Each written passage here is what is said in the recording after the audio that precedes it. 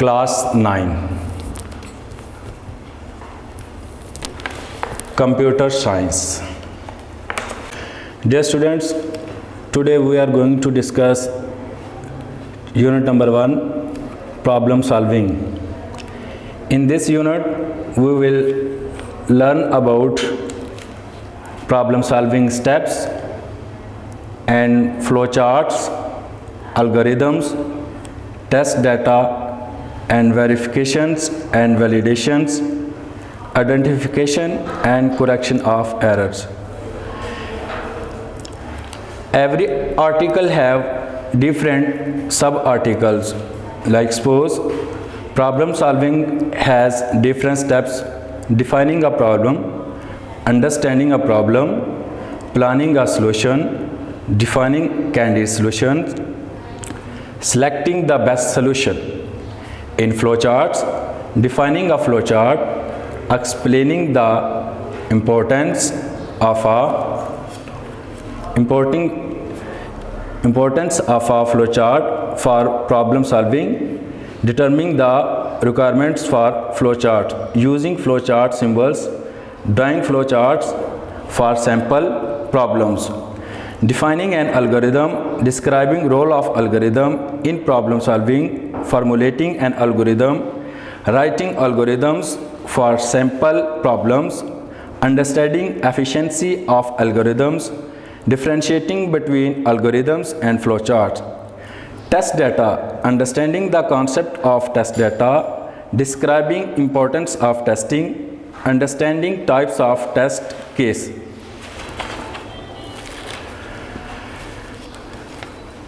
Dear student, article number 1.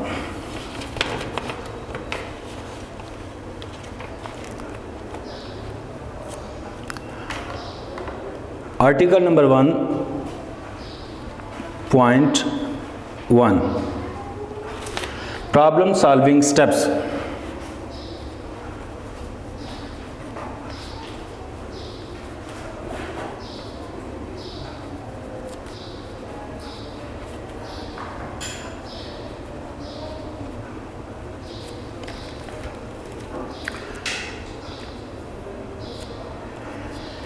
In this article, we will discuss different steps of problem solving. There are different steps in problem solving, and important steps we are discussing here. Article 1.1.1 Defining a problem.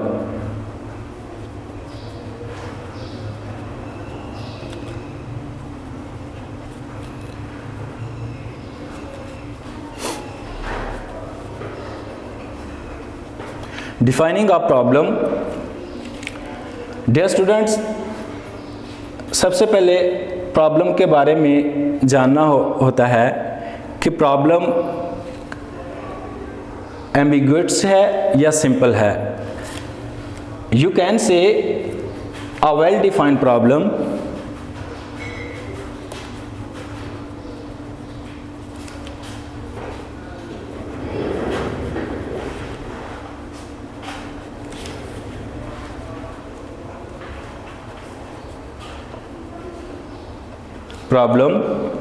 is the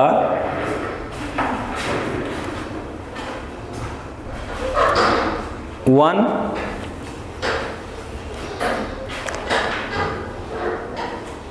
that does not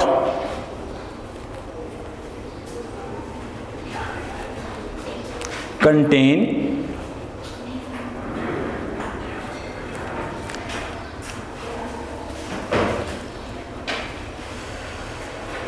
ambiguities.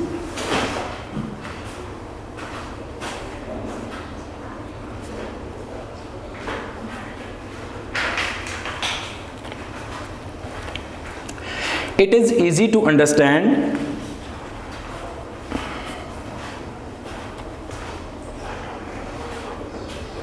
Easy to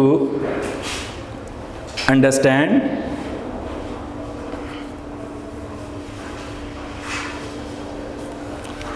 and solve.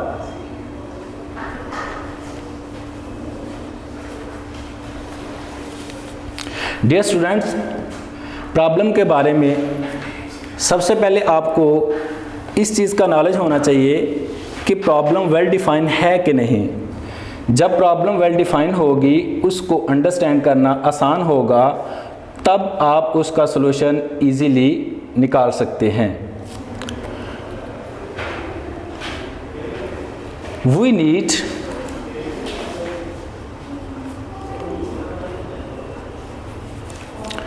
to see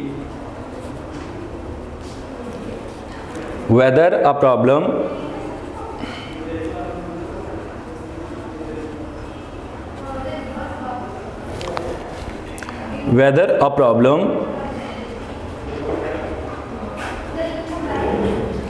is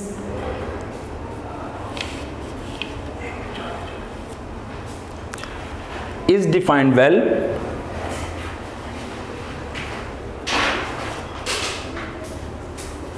or not.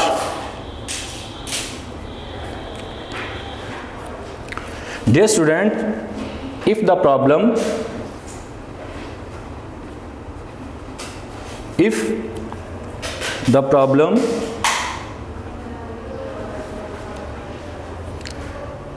is not defined well, then we can use one of the following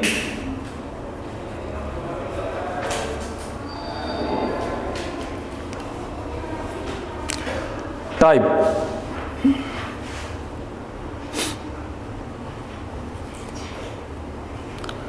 To define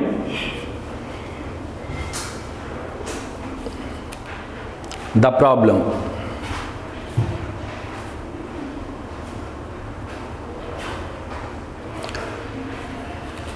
dear student, जब आपके पास problem well define नहीं होती तो आप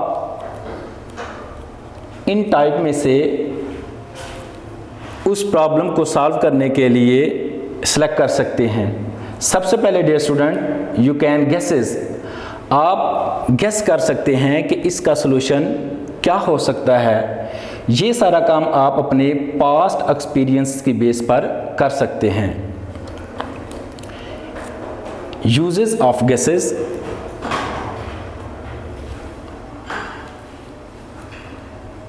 use guesses,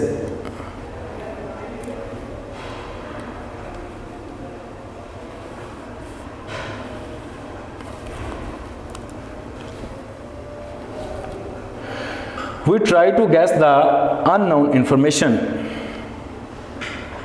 We try to guess the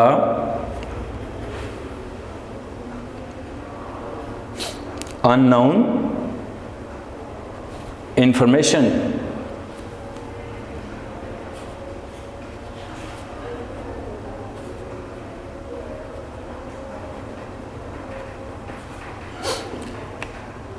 Through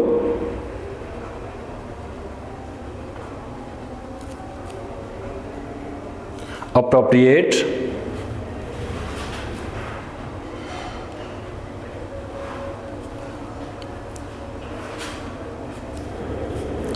guesses,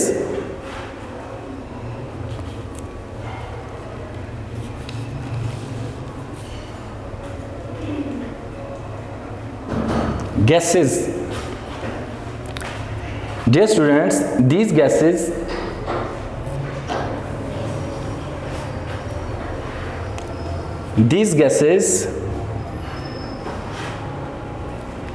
you can get from your past experience.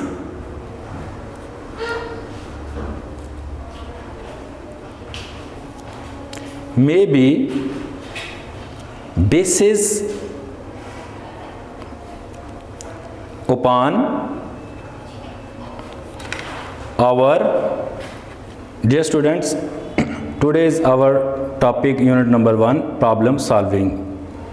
In this unit we will discuss different articles. Article number 1, problem solving. In problem solving, dear students, there are different steps. Problem solving के different step में आप सीखेंगे defining a problem, सबसे पहले problem को define करना, understanding a problem, उस problem को अंडरस्टैंड करना, प्लानिंग अ सॉल्यूशन, जब आप किसी प्रॉब्लम को अंडरस्टैंड कर लेंगे फिर उसके अकॉर्डिंग आप सॉल्यूशन को प्लान करेंगे, defining candidate solutions, candidate solution को डिफाइन करना, selecting the best solution. Dear students, you know कि किसी भी प्रॉब्लम के मुख्तलिफ सॉल्यूशन हो सकते हैं, आपने उनमें से जो बेस्ट सॉल्यूशन होगा उसको सिलेक्ट करना है। नेक्स्ट आर्टिकल में हम देखेंगे flow of charts. Dear students, problem solving के अंदर फ्लो चार्ट्स भी बहुत ही अहम टॉपिक है। इस आर्टिकल के अंदर भी हम देखेंगे डिफाइनिंग ऑफ फ्लो चार्ट, कि फ्लो चार्ट को डिफाइन कैसे किया जा सकता है, explaining the importance of a flow chart for problem solving. Flow chart को की अहमियत जो है प्रॉब्लम सॉल्विंग में वो कितनी है, इसके बारे में हम जानेंगे। Determining the requirements for a flow charts, flow chart को बनाने के लिए उसके जो कंपोनेंट्स हैं उसकी रिक्वायरमेंट्स के बारे में हम देखेंगे।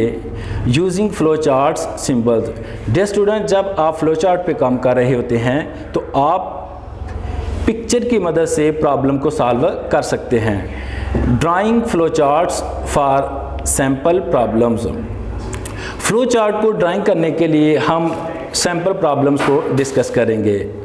इन next article, dear students, we will discuss algorithm. Algorithm is also a very important article in this unit problem solving. First we will know about the algorithm, defining a algorithm, describing role of algorithms in problem solving, formulating an algorithm, writing algorithms for sample problems, understanding efficiency of algorithms, differentiating between algorithms and flow charts. Dear students, in flow charts and algorithms इनके दरमियान कुछ ज़्यादा difference नहीं है, just ये कि algorithm के अंदर आप नेचुरल लैंग्वेज को यूज़ करके प्रॉब्लम को अंडरस्टैंड कर रहे होते हैं, जबकि फ्लो चार्ट के अंदर आप पिक्चर्स की मदद से किसी भी प्रॉब्लम को सॉल्व करने के लिए हेल्प ले रहे होते हैं। और फ्लो चार्ट जो होता है ये छोटी किस्म की जो प्रॉब्लम होती है, शॉर्ट प्रॉब्लम होती है, उनको सॉल्व करने के लिए हम फ्लो चार्ट को यूज़ करते हैं, जबकि जब हमारे पास बड़ी प्रॉब्लम्स आ जाती हैं तो फिर हम एल्गोरिथम्स का यूज़ करते हैं।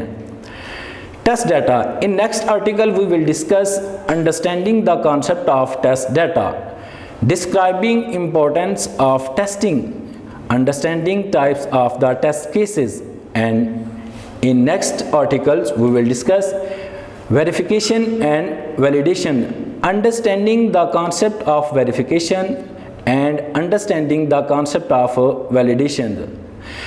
Dear students, verification और validation के दरमियान कुछ ज़्यादा फ़र्क नहीं है, जस्ट इतना ही है कि वेरिफिकेशन जो है ये डिफ़ाइन ये करती है कि जो सॉल्यूशन आप निकाल रहे हैं वो अकॉर्डिंग टू दैट टाइप, वो उस टाइप के अकॉर्डिंग है कि नहीं, और वैलिडेशन ये है कि आपने जो सॉल्यूशन निकाला है, आप जो सॉल्यूशन निकाल रहे हैं वो ट्रू है या फॉल्स है, सही है या गलत है। Identification and correction of errors, dear students, you know errors in computer, different types of errors, using trace table for testing, using invalid test data for testing. Dear student, ये तो हमारा एक इस चैप्टर का प्रॉब्लम सॉल्विंग का एक छोटा सा खाका था। अब हम ब्रीफली हर आर्टिकल को एक्सप्लेन करते हैं। जी dear students, in article number 1.1 problem solving we are discussing different steps of problem solving. In article 1.1 defining a problem, dear students, सबसे पहले आपको किसी भी प्रॉब्लम को डिफ़ाइन करना होता है। जब आप किसी प्रॉब्लम को डिफ़ाइन कर लेते हैं तो फिर उसके अकॉर्डिंग आप उसको अंडरस्टैंड करने के बाद उसका सलूशन निकाल सकते हैं। आपको प्रॉब्लम के बारे में ये भी जानना बहुत ज़रूरी होता है। A well defined problem is the one that does not contain ambiguities. इसका मतलब ये है डियर स्टूडेंट्स कि एक वेल डिफाइंड प्रॉब्लम वो होगी जिसमें ज़्यादा कम्प्लेक्सिटी नहीं होगी, जिसको अंडरस्टैंड करना आपके लिए आसान होगा, वो वेल डिफाइंड होगी। अगर किसी प्रॉब्लम को अंडरस्टैंड करना आपके लिए मुश्किल होगा तो आप उसका सलूशन आसानी से नहीं निकाल सकते। All the conditions are clearly specified and it has a clear goal. जितनी भी कंडीशन होगी उनका जो गोल होगा वो वाज़िया होगा कि आप क्या कर रहे हैं और इसका रिज़ल्ट आपको क्या मिल सकता है। It is easy to understand and solve. Dear students, defining a problem के अंदर आपको इस चीज़ का भी नॉलेज होता है कि ये इसको अंडरस्टैंड करना आसान होता है और फिर जब आप अंडरस्टैंड कर लेते हैं फिर उसको सॉल्व करना भी आसान होता है।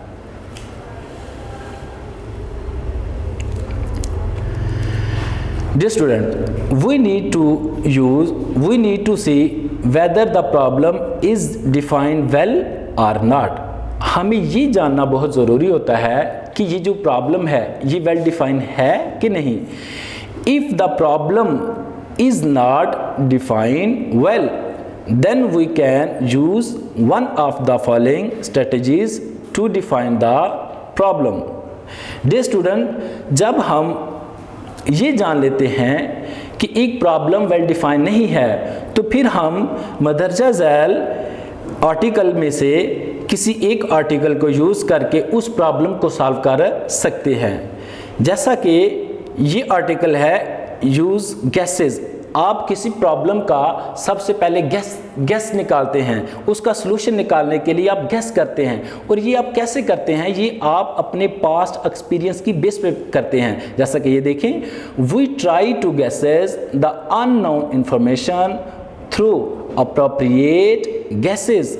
हम मुनासिब किस्म के जो गैसेस हैं वो निकालते हैं। These guesses may be based upon our past experience. ये हमारे पास एक्सपीरियंस की बेस पर होते हैं। Draw a picture. जी नेक्स्ट जो आर्टिकल होगा उसके अंदर हम क्या करते हैं, पिक्चर की मदद से किसी प्रॉब्लम को अंडरस्टैंड करना वो सीखते हैं। If the problem is not well defined we can draw a picture and fill the undefined information. जो अनडिफाइंड इंफॉर्मेशन होती है उसको हम फिल कर लेते हैं with the help of figures, with the help of pictures. जैसा कि इस पिक्चर के अंदर, इस फिगर के अंदर दिखाया गया है, in figure 1.1 shows pictorial representation of a problem. Dear students, इस एग्जाम्पल के अंदर देखें कि पिक्चर की मदद से आपको एक प्रॉब्लम को सॉल्व करने के बारे में बताया गया है। पिक्चर की मदद से ये देखिए, just 1 horse, 2 horse and horse is equal to 30। आप क्या अंडरस्टैंड करेंगे कि हॉर्स किस डिजिट के इक्वल है और ये हॉर्स किस डिजिट के इक्वल है।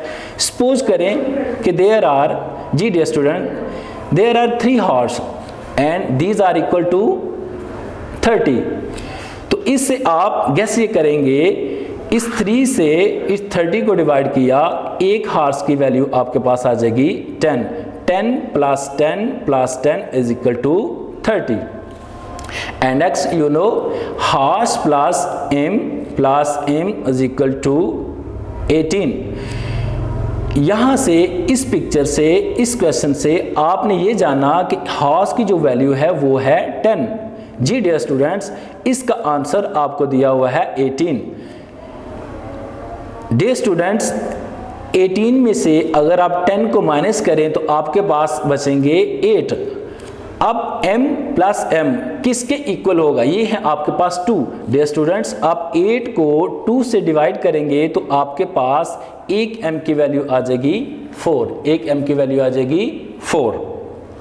नेक्स्ट देखें dear students, m minus 2 foot, 2 foot दिए हैं। फ्रॉम दिस डियर स्टूडेंट, आप देखें कि आपने यहाँ से m की वैल्यू गेट की है 4। अब 4 में से आपने 2 फुट को माइनस किया है, सबट्रैक्ट किया है, और आपको आंसर जो मिला हुआ है वो है 2। जी डियर स्टूडेंट, आप इस 4 में से इस 2 फुट को ये अंडरस्टैंड करें कि 1 फुट ये, 1 फुट ये, यानी कि ये 2 फुट हैं, और इसका आंसर आपके पास आ रहा है 2। 4 में से क्या माइनस करेंगे तो आपका आंसर आएगा 2। तो मीन के ये 2 फुट आप माइनस करेंगे, आपके पास आंसर आ गया 2। एंड नेक्स्ट फिगर में देखें dear students, 1 foot plus 1 horse and multiply by n is equal to question mark. जी डियर स्टूडेंट, इसका आंसर क्या आएगा? आपने देखा इस फुट की वैल्यू, 1 फुट की वैल्यू हमारे पास आ गई है 1, हमारे पास इसकी वैल्यू क्या आ गई है 1, और इस हार्स की वैल्यू हमारे पास आ गई है 10, और इसको मल्टीप्लाई करना है n से। n की वैल्यू तो हमारे पास नहीं है डियर स्टूडेंट। अब यहाँ से इस m से आप अंडरस्टैंड करेंगे कि m की वैल्यू थी आपके पास 4, इस 4 का हाफ करेंगे तो आपके पास आ जाएगा 2। मीन के इस n की वैल्यू आपके पास आ गई है 2। 10 को मल्टीप्लाई किया जाए 2 से तो आपके पास आंसर आएगा 20। 20 में डियर स्टूडेंट्स आप प्लस करेंगे 1 तो आपके पास जो रिक्वायर्ड आंसर आ जाएगा वो आ जाएगा 21। डियर स्टूडेंट्स, आपको इस चीज़ का नॉलेज होना चाहिए कि जो पिक्चर्स हैं ये वर्ड की निस्बत ज़्यादा लाउडली अंडरस्टैंडिंग दे रही होती हैं।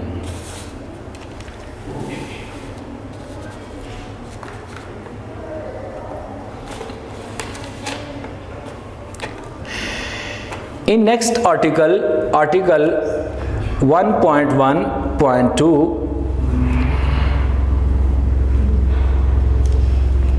understanding a problem। Dear students, किसी भी प्रॉब्लम को अंडरस्टैंड करना बहुत इम्पोर्टेंट होता है। It is important to understand the problem before jumping into the solution of the problem. किसी भी प्रॉब्लम का सॉल्यूशन निकालने के लिए सबसे पहले उसको अंडरस्टैंड करना बहुत ज़रूरी होता है। A clear understanding of a problem makes it easier to solve and helps to save money, time and resources. जब आप किसी प्रॉब्लम को अंडरस्टैंड कर लेते हैं तो आपकी मनी सेव होती है, आपका टाइम सेव होता है, आपके रिसोर्सेज सेव होते हैं। जी, अंडरस्टैंडिंग अ प्रॉब्लम के लिए आप 5W को जब अंडरस्टैंड कर लेते हैं तो किसी भी प्रॉब्लम को सॉल्व करना आपके लिए बहुत आसान हो जाता है। 5W, what means 5W? What, who, when, where and why. Understanding a problem को समझने के लिए हम एक एग्जाम्पल देखते हैं। For example, consider the following problem statements. Suppose your class teacher assigns you a task to prepare a list of students in your school whose names start with letter A.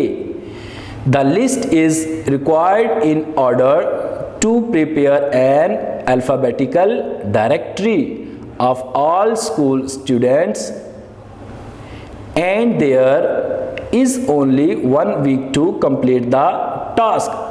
Dear students, इस example को understand करने के लिए आपको इस 5W की understanding होना चाहिए।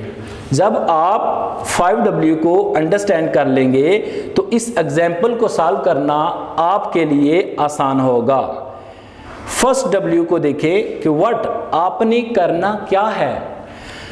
तो आपने एक लिस्ट बनानी है स्टूडेंट्स की, और उन स्टूडेंट्स की लिस्ट बनानी है जिनका नाम लेटर A से स्टार्ट हो रहा है।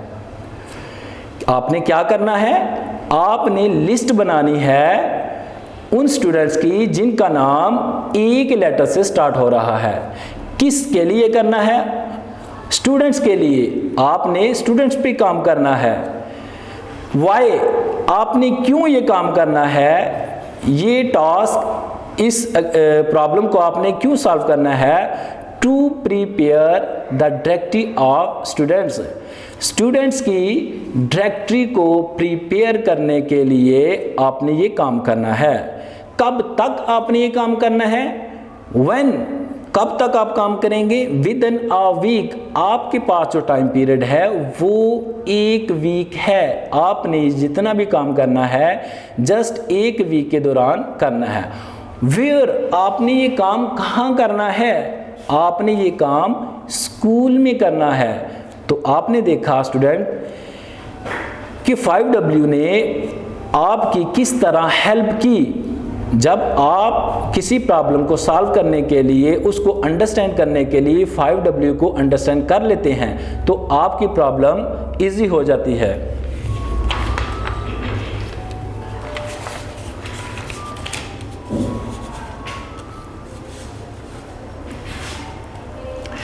In next article 1.1.4, defining candid solution.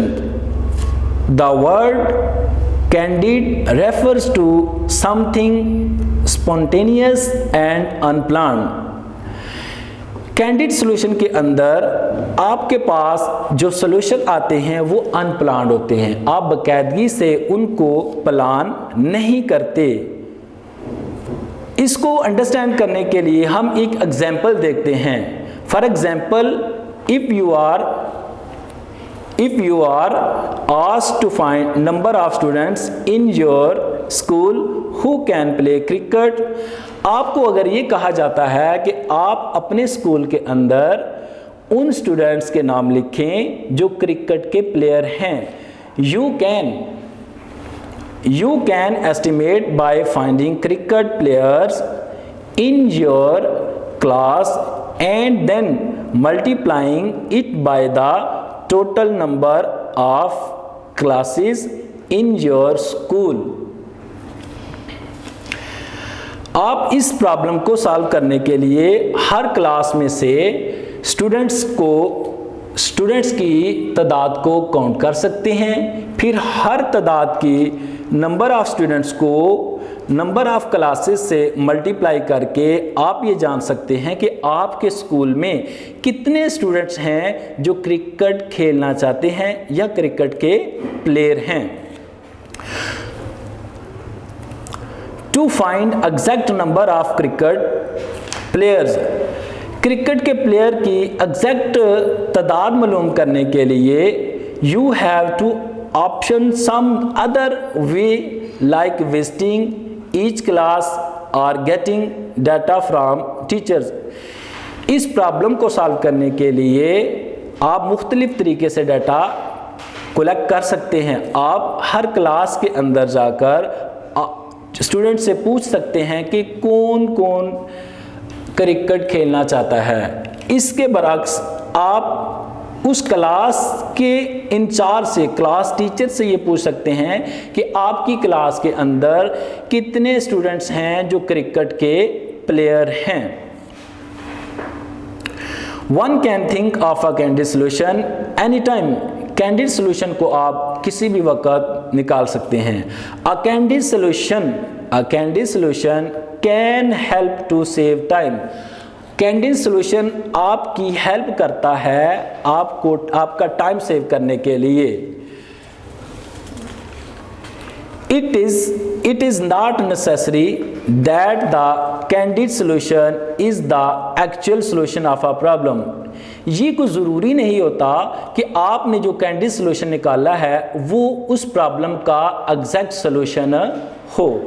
ये आपको nearest to the exact solution ले जाता है।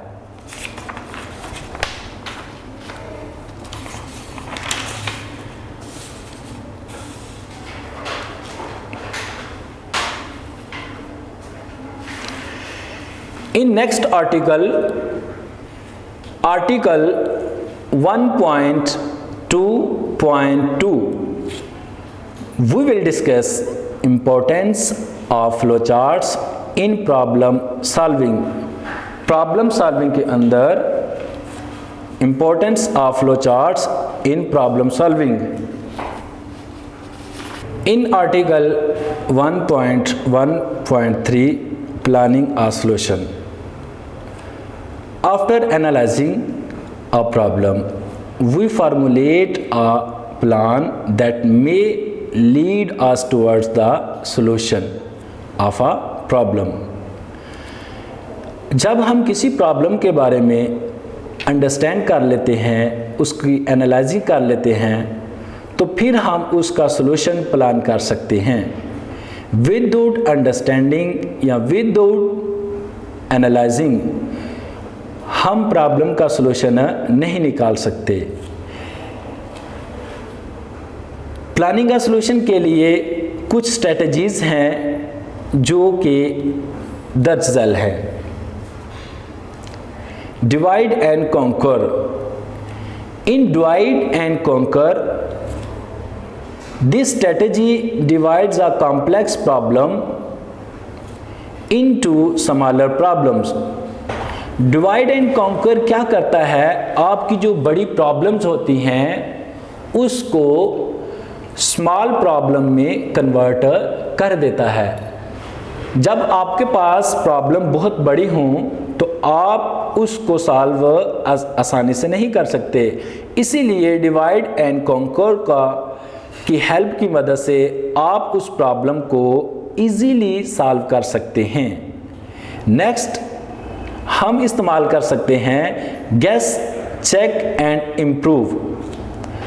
द डिज़ाइनर गेसेस, जो डिज़ाइनर होता है वो गेस करता है आ सॉल्यूशन टू प्रॉब्लम, उस प्रॉब्लम का सॉल्यूशन जो है वो गेस करता है, and then checks the correctness of the solution, फिर उस सॉल्यूशन की करेक्टनेस को देखता है।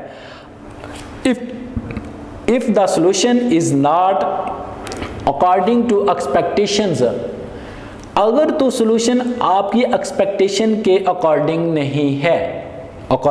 नहीं है, then he or she refines the solution. The refinement is an iterative process. इस तरीके से आप प्रॉब्लम सॉल्विंग का सॉल्यूशन निकाल सकते हैं। 3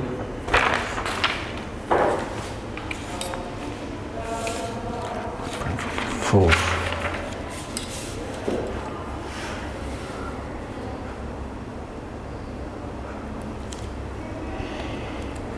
In article 1.1.4, defining candid solution, the word candid refers to something spontaneous and unplanned.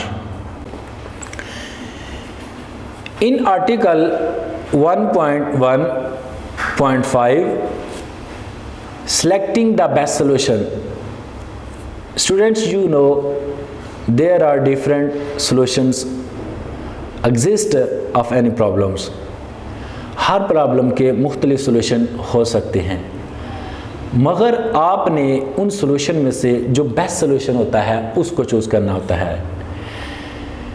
Sometimes we find more than one solutions a problem and select the best one amongst them. बाद औक़ात हमारे पास किसी problem के एक से ज़्यादा solution आते हैं, अब हम उन सॉल्यूशन में से जो बेस्ट सॉल्यूशन होता है उसको चूज़ कर लेते हैं और उसको यूज़ करते हैं। बेस्ट सोल्यूशन की अंडरस्टैंडिंग के लिए हम एक एग्जाम्पल को देखते हैं। For example,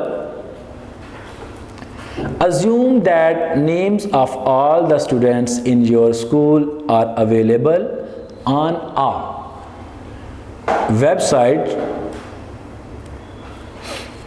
and you are asked to search a particular name.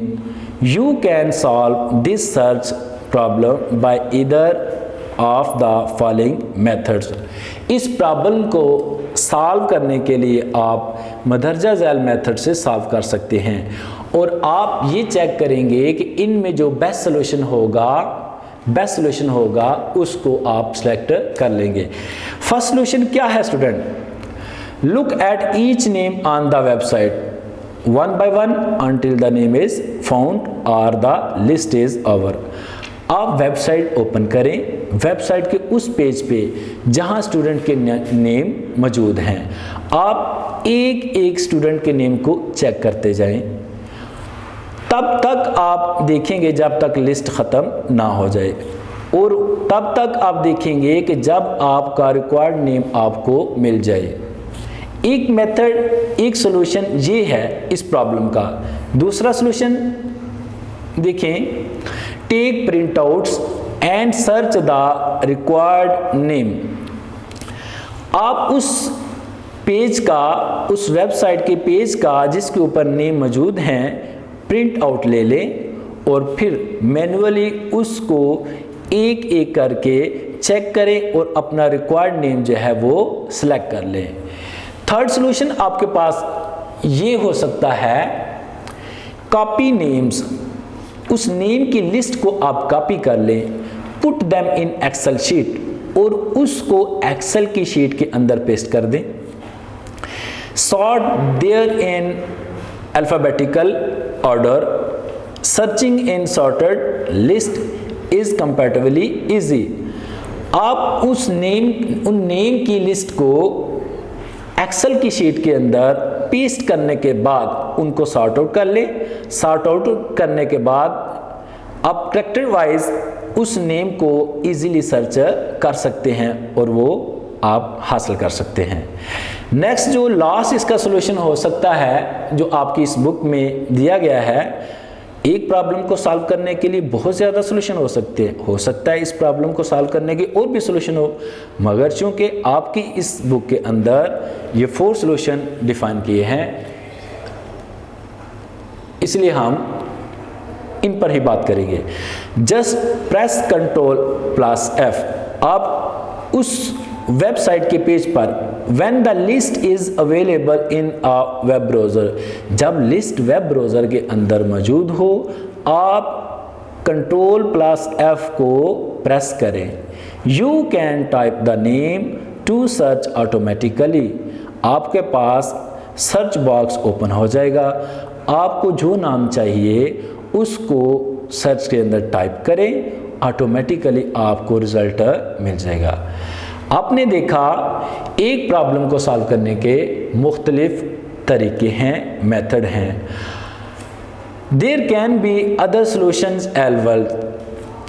Now we can identify a solution that has less number of steps और that seems more effective based on some criteria. जैसा कि हम in solution में देखा, हर solution के step मुख्तलिफ हैं।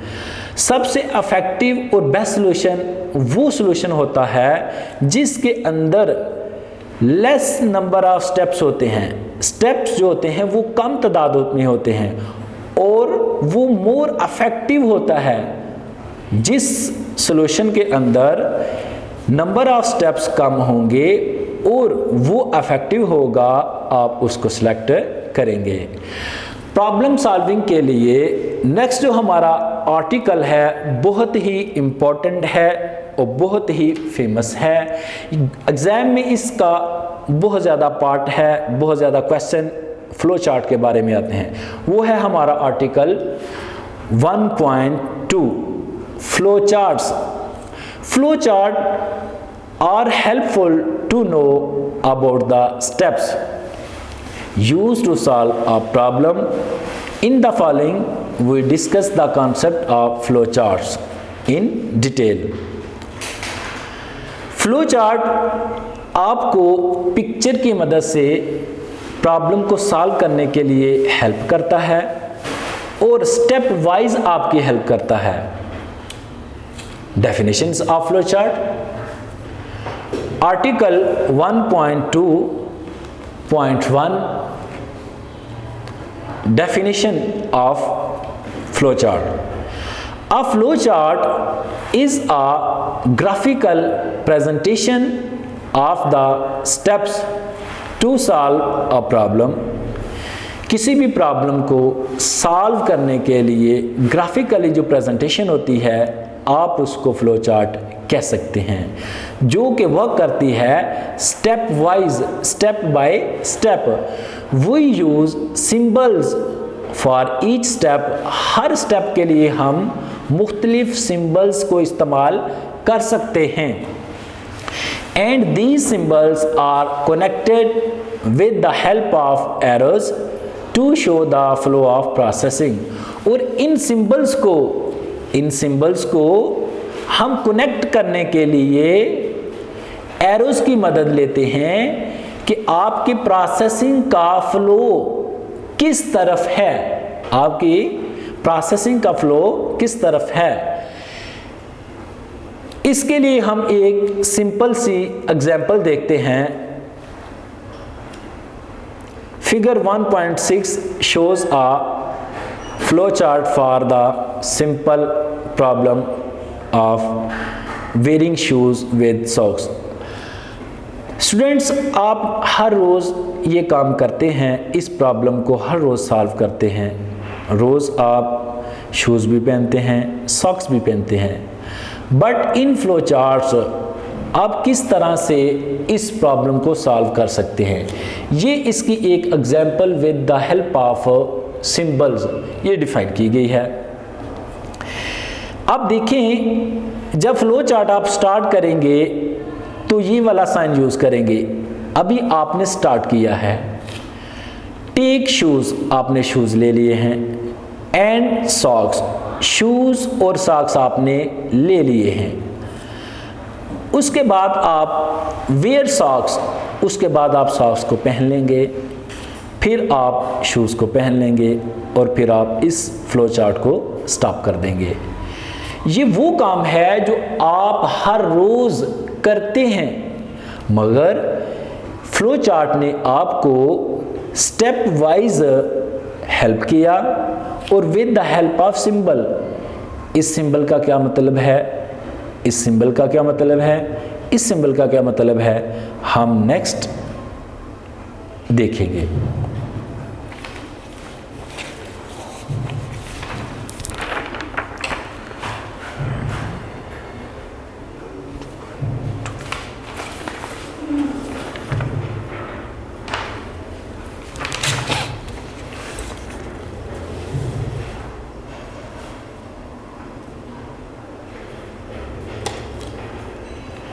In article 1.2.2 Importance of flowcharts in problem solving। हर चीज़ की इम्पोर्टेंस होती है। स्टूडेंट्स, आपको इस चीज़ का नॉलेज होना चाहिए कि फ्लो चार्ट की इम्पोर्टेंस क्या है प्रॉब्लम सॉल्विंग के अंदर। प्रॉब्लम सॉल्विंग के अंदर फ्लो चार्ट्स कितनी अहमियत रखता है। In problem solving flow charts can be used to plan a solution. Problem solving के अंदर फ्लो चार्ट जो हैं वो सॉल्यूशन को प्लान करना सिखाते हैं। If a flow chart is already there, we can quickly understand the way a problem is solved। अगर फ्लो चार्ट पहले से ही मौजूद हो तो आप आसानी से तेज़ी के साथ उस प्रॉब्लम का सलूशन हासिल कर सकते हैं। It is more effective to visualize a solution graphically than our text। Flow chart आपको ग्राफिकली हेल्प करता है किसी भी प्रॉब्लम को अंडरस्टैंड करने के लिए, उसका सॉल्यूशन निकालने के लिए। आपको पहले भी बताया है स्टूडेंट्स, जो सिंबल्स होते हैं वो टेक्स्ट की निस्बत ज़्यादा अफेक्टिव होते हैं, वो इजीली आपको अंडरस्टैंडिंग देते हैं, प्रोवाइड करते हैं। A graphical representation also make it effective to verify whether a solution is correct और नॉट। ग्राफिकली रिप्रेजेंटेशन में आपको इस चीज़ का नॉलेज मिलता है कि ये सॉल्यूशन करेक्ट है या नहीं। It is also good way to communicate, ये कम्युनिकेट करने का बहुत अच्छा सा तरीका है the solutions of a problem, किसी प्रॉब्लम के सॉल्यूशन के लिए, टू अदर पीपल, दूसरे लोगों से किसी प्रॉब्लम का सॉल्यूशन निकालने के लिए, कम्युनिकेट करने के लिए ये बहुत ही एक बेस्ट और गुड मेथड है।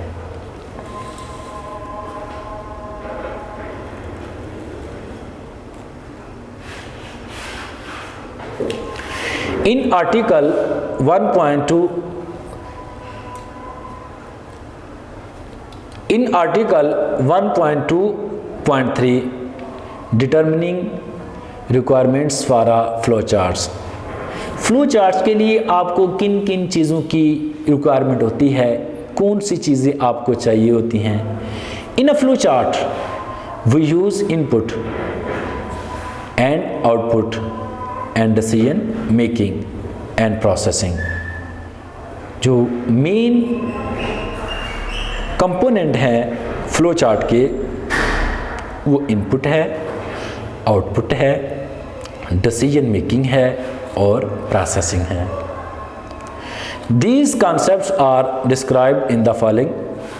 Input means taking data from a user. Input का मतलब ये है कि आप यूज़र से डाटा गेट करते हैं, आप यूज़र से डाटा लेते हैं। प्रोसेसिंग इट, उस डाटे को प्रोसेस करने के लिए, and give some output as shown in the figure 1.7, और प्रोसेसिंग के बाद फिर आप जो उसका आउटपुट है वो देते हैं।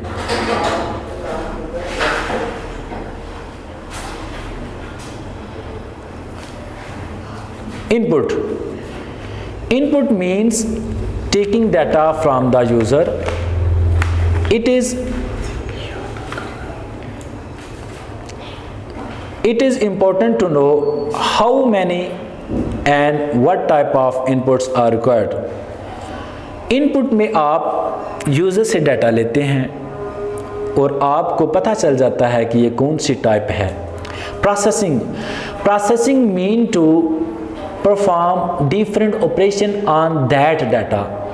After getting inputs, you can perform different operations on that data, which are performing processing. A flowchart also contains processing steps. The processing steps are used for performing calculations and storing the results of calculations. इस input, process and output की example को understand करने के लिए हम इस example को समझते हैं।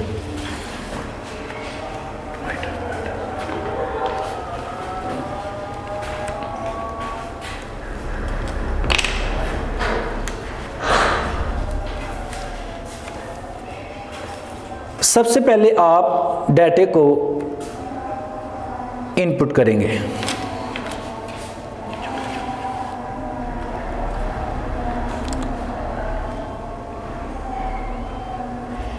डाटे को इनपुट करने के बाद आप उसको प्रोसेस करेंगे।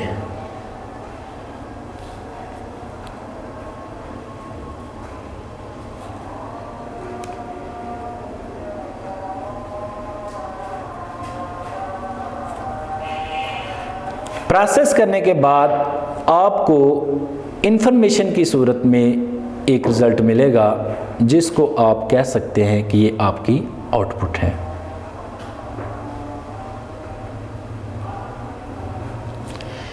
इसको मज़ीद अंडरस्टैंड करने के लिए सपोज करें you have two values a is equal to 4, b is equal to 5। आपने इनपुट ली है, दो वैल्यूज़ ली हैं a और b की। इन पे डिफरेंट ऑपरेशंस आप परफॉर्म करेंगे।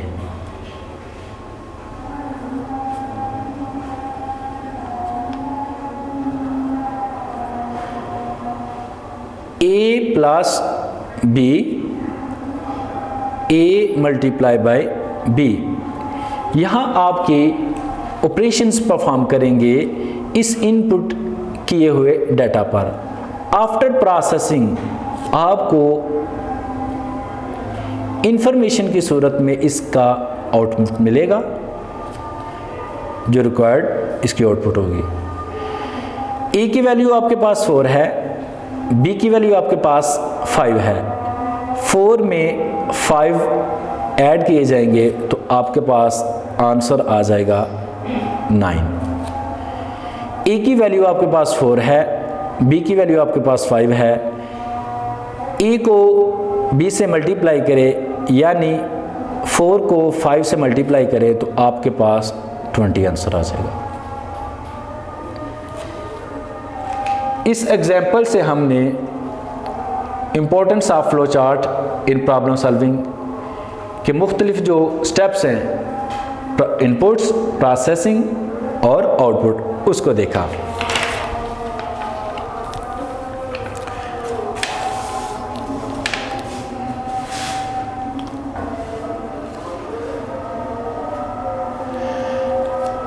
In next article 1.2.4 flow chart symbols. इस आर्टिकल में हम फ्लो चार्ट के सिंबल के बारे में पढ़ते हैं।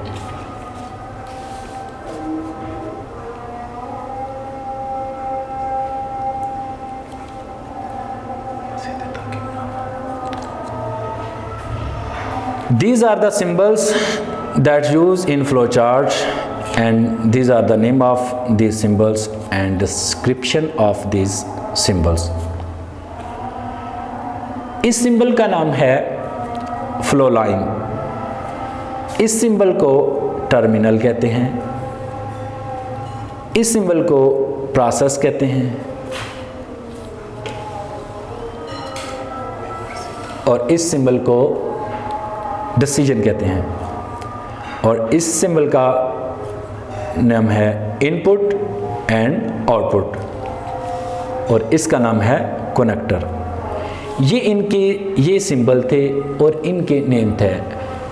अब इनकी डिस्क्रिप्शन देखते हैं कि ये सिंबल फ्लो चार्ट में किस लिए इस्तेमाल होते हैं।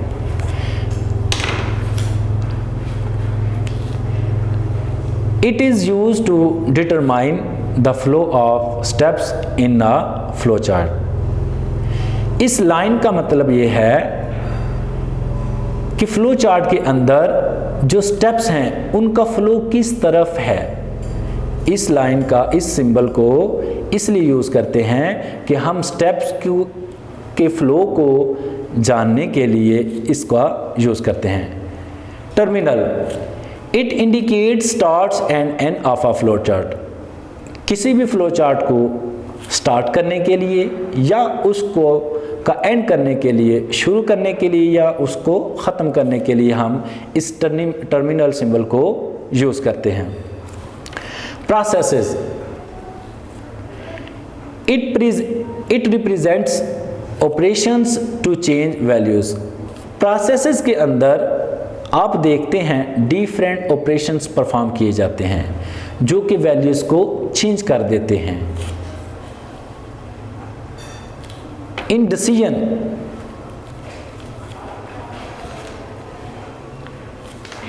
it shows a conditional operation that determines which one of the two paths to take.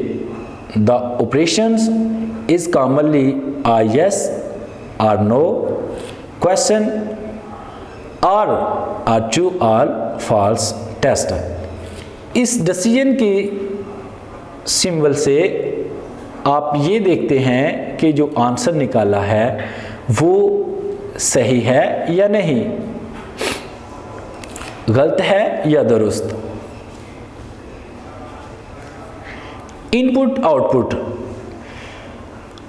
Input mean getting the data from the user. It indicates the input of data from user. जब आप user से data लेते हैं तो आप इस sign को use करते हैं। और डिस्प्लेइंग रिजल्ट टू यूजर, या जब आप उस डाटे को प्रोसेस करने के बाद इंफॉर्मेशन की सूरत में यूज़र को डिस्प्ले करने के लिए डाटा देते हैं तो उसको हम आउटपुट कहते हैं और उसके लिए हम ये साइन यूज़ करते हैं। Connector. If a flow chart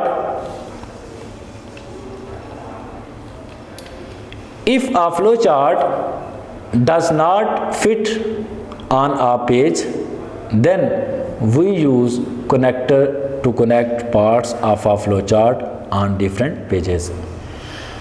जब एक फ्लो चार्ट एक से ज़्यादा पेजेस पर मौजूद होता है और उस फ्लो चार्ट को कनेक्ट करने के लिए हमें किसी सिंबल की ज़रूरत होती है तो उसके लिए हम इस कनेक्टर सिंबल को यूज़ करते हैं। वीडियो पसंद आई तो लाइक करें, अपनी राय कमेंट करें। ऐसे ही मजीद वीडियोस के लिए हमारा चैनल सब्सक्राइब करें और बेल का आइकन दबाएं ताकि आपको हर वीडियो का नोटिफिकेशन मिलता रहे।